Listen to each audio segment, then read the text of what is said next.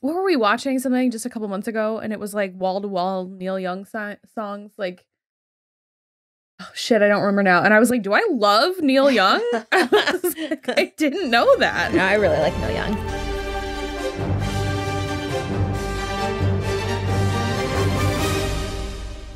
Hello, everybody. I'm Kristen. And I'm Rachel. And this is So I'm Watching The Gilded Age on HBO. Season 1, Episode 1, Never the New.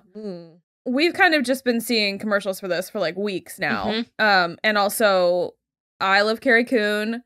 You love Carrie Coon. We both love Christine Baranski. We're both feeling iffy about Cynthia Nixon. Yeah. Just based on the Sex and the City reboot. That I just want everyone to know that I hard quit after the second episode. I was like, this is not for me. And everything I've heard subsequently, I feel very secure in my choice. The only reason I know anything about it is because of TikTok. Yeah, absolutely. So thank you to all the TikTokers out there doing the work so I don't have to. Doing God's work. Appreciate you. So that was kind of where I was at. I was like at those people, and I was like, those people are in this show. That's enough for me. And it's Julian Fellows who did Downton, which you're going to force me to complete at some point. It still blows my mind that you have not finished it. Okay, so I watched it until, and spoilers for Downton Abbey, I watched it until the Christmas episode where Mary and what's-his-face are getting married. Matthew. Not even married. They got engaged. Engaged. Okay, just engaged. You guys. She told me that. And I started screaming because that blows my mind. Also, Will, please put in a clip of I'm Brian Fellows. Oh, yeah, Julian Fellows. I'm Brian Fellows. Every single time I see Julian Fellows, and that's all I can think of. But it absolutely blows my mind that you have not finished or gone farther than that in Downton Abbey. Downton Abbey, for me, is on loop. That's what I put it on to, like, go to sleep to. So, does it help that I know almost everything that happened? No! No. I mean, I was the same, but it's just so special. Okay, all right. I'm not like against watching it. I just like, I got to that episode and then for whatever reason, I just never kept going. It's just everything I know about you. Yeah.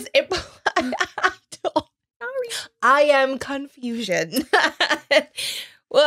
So all that to say that we were already very pumped. And then it was like the people we've already mentioned and then an additional just sort of like clown car of Tony winners. Yeah, for real. Audra McDonald, Donna Murphy. There's other people in here too. Meanwhile, Deborah Monk. I love that you went with Tony winners, and I was like, center stage. Well, they were also in center stage. And then also, the girl who plays Carrie Astor, she was just in that movie Coda that we watched about the Deaf family. I mean, it's like wall to wall. Jean Triplehorn is in this. I don't know that she has any Tonys, and then Thaisa Farmiga, which I had no idea. Yeah, me neither. Until we were like in it. Yeah, a lot of capital P people in this show for sure. Which makes this IMDb review even more baffling because it says, I should have thought that when Julian Fellows announced he was making an American Downton Abbey, all of Hollywood would have been clamoring to be in it. Alas, that is not the case, as we have nobodies and B-rate actors. And I was like, ma'am. Can you please imagine calling Audra McDonald and Christine Baranski and Donna Murphy? That Audra McDonald was the first name that my brain went to. Put some respect on that name, okay? Even, can we talk about Jean Triplehorn for a moment? Wow. I have loved Jean Triplehorn forever. She is in The Firm with Tom Cruise. She is in Basic Instinct with Michael Douglas and Sharon Stone. She was on Big Love for 5 or 6 years, however long that ran. Jean Triplehorn is a thing. She is in one of those. She's in Waterworld, which is admittedly terrible, but she's in it. I love Jean Triplehorn and I will die on that hill. And then meanwhile, I mean, Christine Baranski and Carrie Coon and Thaisa Farmiga, all of them, they're like some of the best working actresses today. And I honestly love that most of the men are nobody. Yeah, I really like that too. Like, I feel like I've seen George Russell, Morgan Spector in something else, but he's the only one. Carrie Coon's husband. And Blake Ritson is just, like you said, only got cast because Adrian Brody was busy. Adrian Brody was 2 feet too tall and also too busy. Yeah. So, okay, the one that plays George Russell, Carrie Coon's husband, was on Homeland, and also he played Al Capone's brother in Boardwalk Empire, and that, I think, is the one that I remember him from. So, regardless. So, basically, what we've got here is this is, like, the generation before Downton Abbey, so it's, like, the 1884, I think. And we are doing a very, like, Fifth Avenue, like, old money versus new money, you know, all of that kind of thing. We've got Astors, we've got Roosevelts, we've got Vanderbilts. We're up to our necks in American royalty, essentially, going on here. And I love it. And also, if anybody has read, I'm going to actually find out who wrote them. Anna Godberson. There's a series called The Lux, book series, and it is very this kind of vibes, except it's about all of the, like, 19-year-olds. So it would be, like, Marion and Gladys, them. But it's very good. It's not super spicy, if that's what you're into. But there's 4 books. They're very good. It's like a series of dramatic, you know, events and everything. They don't go to Newport, but they go to Saratoga. Oh, okay. Yeah, it's stuff like that. But it's again, new money, old money, and it's very good. I'm gonna make you read them. All of this stuff is so fascinating to me, especially because we were just talking about this the other day. Don't come for me, but American history is very boring because it's literally this much compared to like this much of European history. All throughout school, I did so much better in world history classes rather than English American history classes, just because it's so boring. And so it's so interesting to me that we have the old world versus the new world. And it's like, what old world? This is not, I mean, you guys really have no legs to stand on. Like, if you had this attitude going to Europe, I mean, it would be laughable, which I mean, we saw that effectively in Downton, like in later seasons. There were American people. Well, and then at certain points, a lot of the lords had to come over to the US to find wives because all of their money was going away. So they're having to marry Astors and Vanderbilts and all of that because all of their money is being squandered away and because the world has opened up. So all of their agriculture, like that's all the business that they had is now coming, like it's coming from us now. So it's all very fascinating, but also it's just to watch these women turn their noses up at the Russells because they're nouveau riche. Yeah. And it, you know, keep talking about like the old ways and all of that. And it's like, we really have not evolved at all as a society. No, not even remote. I mean, there is a broader acceptance of quote unquote new money because people are like, you know, making themselves every day today. Right. But I mean, I'm sure there are still circles. There are still, especially New York City circles. Oh, yeah, for sure. Where it's like. Well, and I also think it's so funny because the whole, you know, America's whole thing is like pull yourself up by your bootstraps and make your own fortune. And it's like, okay, great. But so there are so many people that did that, like the Russells. They were railroad money. And, you know, but they still were not accepted. So it's just like, you guys can have it both ways. Okay, so I am obsessed with Carrie Coon. I have been since I saw Gone Girl. I have been obsessed with her since that moment. I was like, she's the one. That's the one I want. And so I've seen most of the stuff she's been in. She is exquisite. Oh my God. As Bertha Russell. First of all, her name is Bertha. That's unfortunate. Yeah. We could have had a Rose, maybe, or something. Bertha sucks. Beatrice, even, sure. Beatrice! So she is Bertha Russell, the wife of George, who is the railroad money. And she has been, they have been building this humongous, amazing house. It's a palace. Oh my God. It literally, I think, takes up almost half a block. Yeah. The beginning and end of this house. And so it's on the corner of 5th Avenue and 61st. It's beautiful inside and out. Because they keep doing a really tall shot of like the entryway. And it's got this pink marble on the floor, which normally I would think is gross and probably close up I would. But from high up, like at the ceiling, it looks very feathery. It's stunning. So the whole house is amazing. They've been building it for like over a year and they're finally moving in. And they have like the new architects. Yep. It's not, they didn't use, you know, everyone else that they've used before, the firms that they used before. So it's like, it's all new and it's all like different. And so obviously Christine Baranski lives across the street with her sister, Cynthia Nixon, and she is Agnes and Cynthia Nixon is Ada. And they are kind of like, well, I have so much to say about Ada, but Agnes is very nose in the air about the Russells. And Ada is she gets a little better towards the end. But Cynthia Nixon playing this role as like a simpleton is so funny to me. She just is sort of daffy. Yeah. I love it. But in a very mild way at the same time. Yeah. So it's like she just kind of understands that she gets to be a little silly because she's a spinster. I love it. And I like the dynamic there because Agnes says something very pointed at the beginning where she's like, it's because of me that you're allowed to be a spinster. Right. Because I have a carefree life as a spinster. And I'm like, damn right.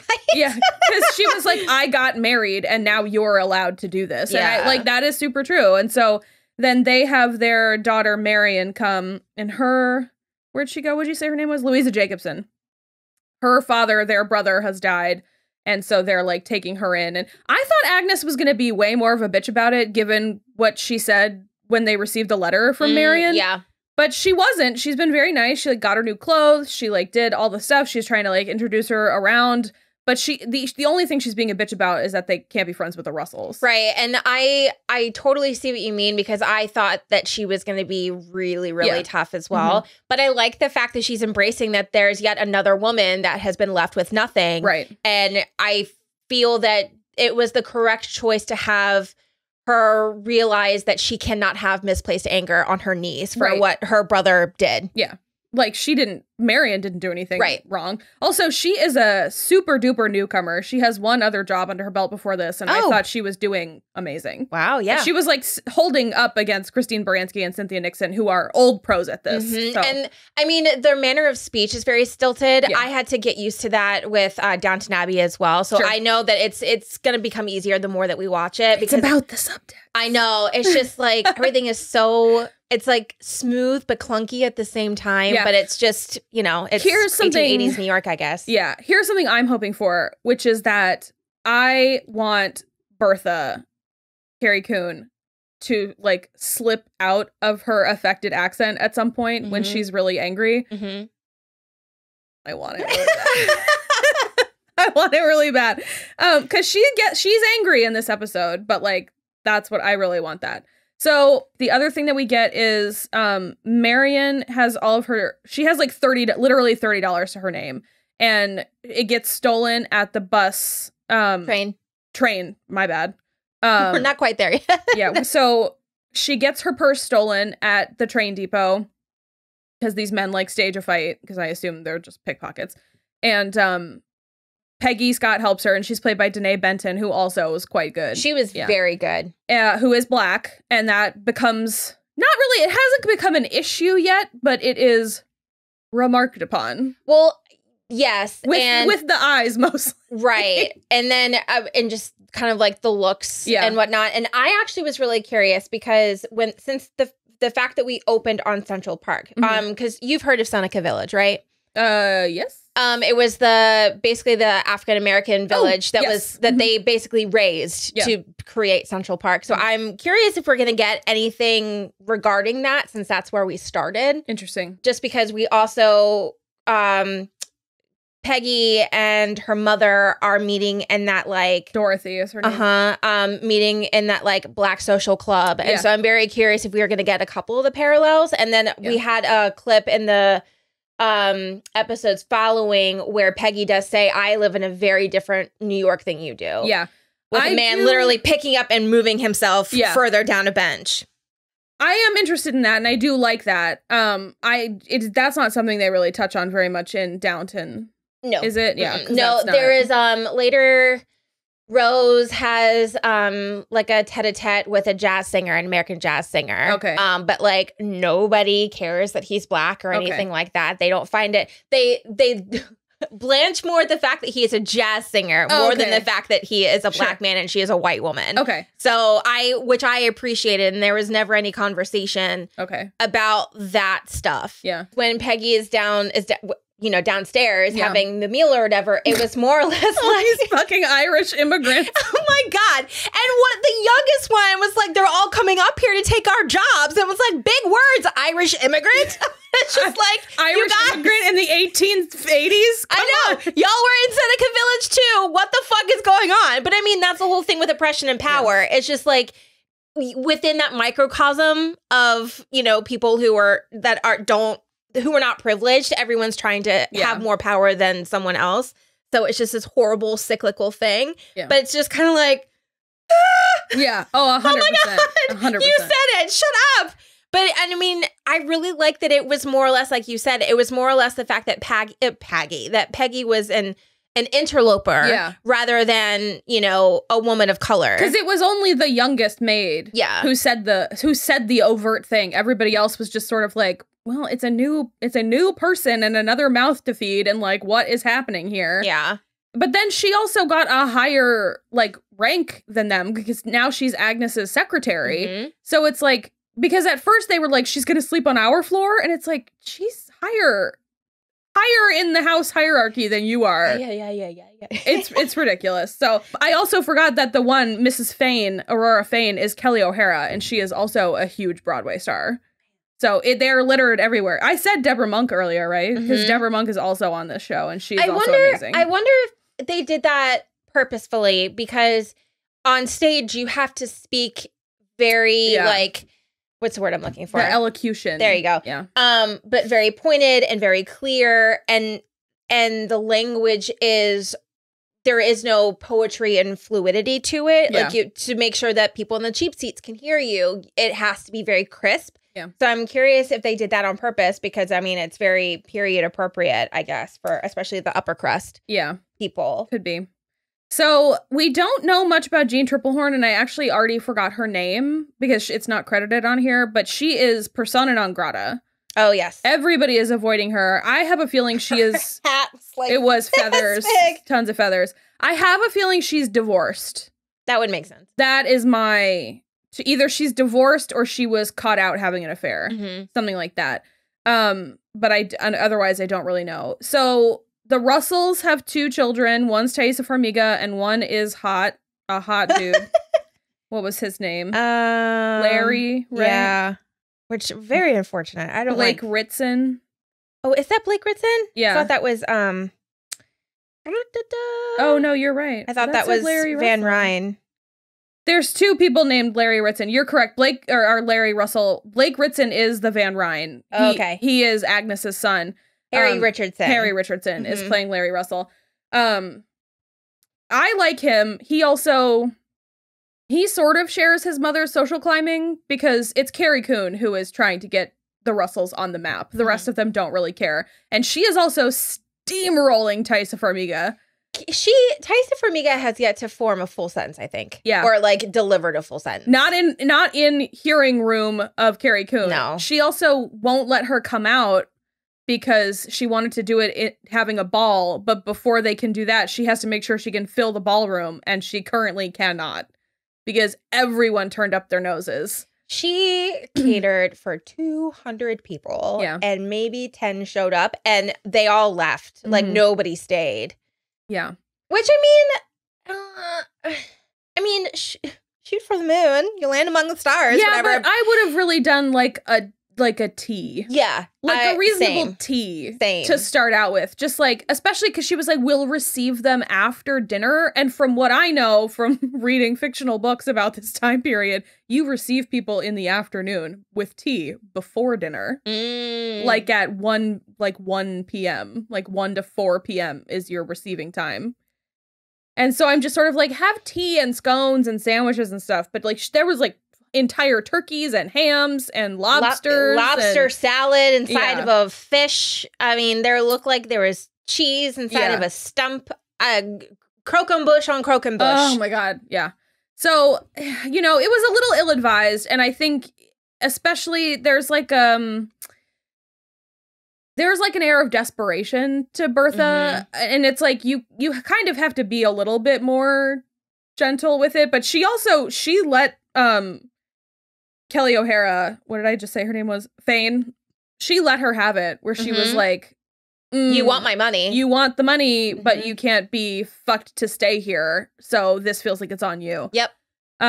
Which I love. And she told her to get out, to just said flat out leave. She was like, if that's all you're here for, then you should leave right now. And I kind of loved that. So Mr. Russell is like getting, he's like going to build a separate railroad right next to a railroad track that someone else owns and won't sell to him for less than its value. Which I'm like, I mean, I get it, but it's sort of like just to stick it to him. Oh, which yeah. I sort of love. To stick it to him and to put him out of business. And to put him out of business, because it will ruin him. Yeah. And then we have not yet met Peggy's father, but there is something going on. Bad blood, because Peggy Peggy's wants father. Yeah, Peggy wants to be a writer. Yeah. And as fathers are wont to do, just said, you can't do that. Yeah. You're but a lady. So Hi from both of us. I don't know. Audra McDonald flat out tells her, please don't make me choose between you. Yeah. You know, I love you. Please forgive him. We have to move on. And Peggy says, you don't know. You weren't there. Yeah, which makes me feel like it's icky. Yeah. I feel like he like hit her or something. And I don't want that either. At least I went even darker than that. But Ugh. there was a party in Newport where Larry met Carrie. Ooh. Carrie Astor. Ooh, Larry and Carrie. I don't like it. That's a no for me. Well, if anything, Mama Astor is putting the kibosh on that because she straight up just threw the invitation in the fire. Donna Murphy plays Mrs. Astor. So we'll see. Because I like Carrie Same. Astor. I think she's great. And she, like I said, her name's Amy Forsyth, and she was in Coda, and she was really good in that as well. And then by the end, Cynthia Nixon, Ada, she came around and she sort of was like, as long as you live by your own moral code. And it was because nice. Marion wanted to go to the party. Yeah. And the aunts didn't want her to. Well, only really Agnes. Yeah. Ada was fine. If Agnes was gone, Ada would be fine. Yeah. But so Marion did sneak out for a little bit to. I think Ada knows. Yeah. Okay. I would assume so. Yeah. But she was able to sneak over, and Peggy helped her to go in and out. So she was able to like pay respects is wrong, but like how would you say it?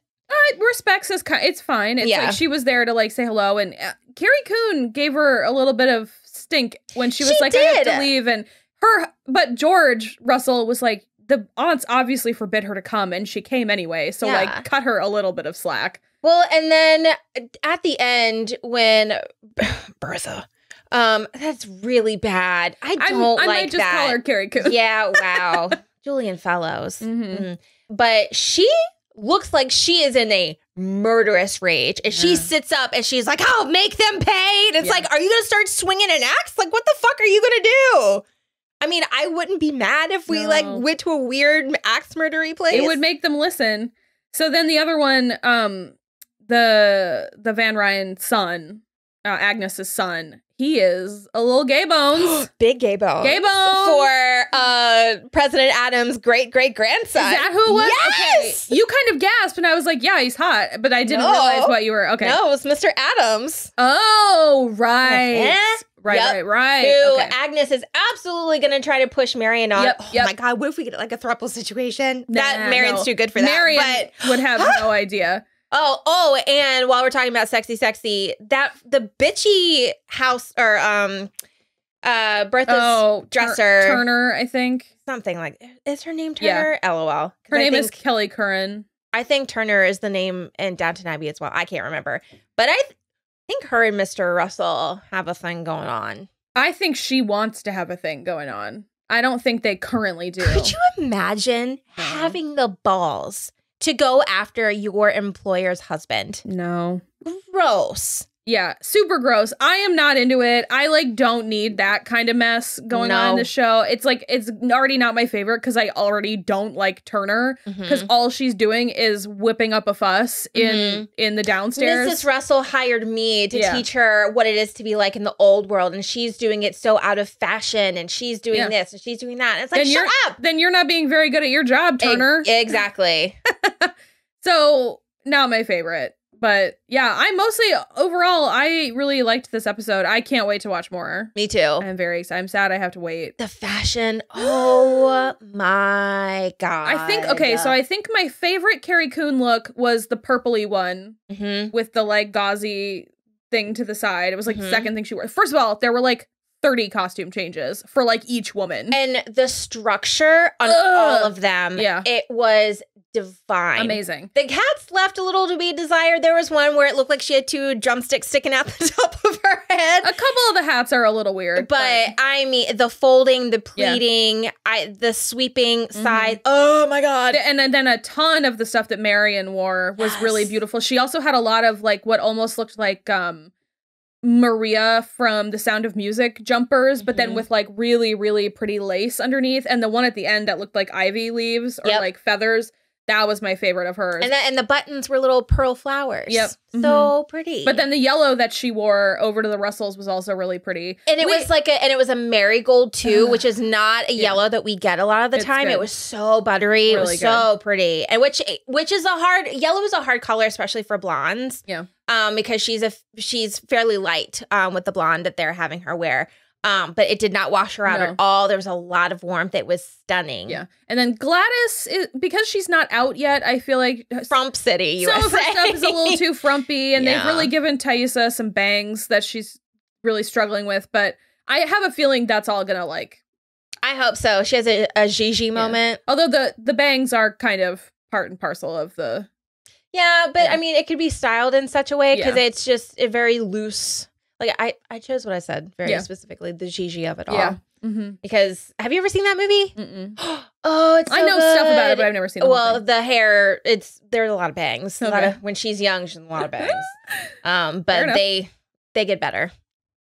Yeah, so that was The Gilded Age, and we will be back next week with more. Hey. Bye. Bye.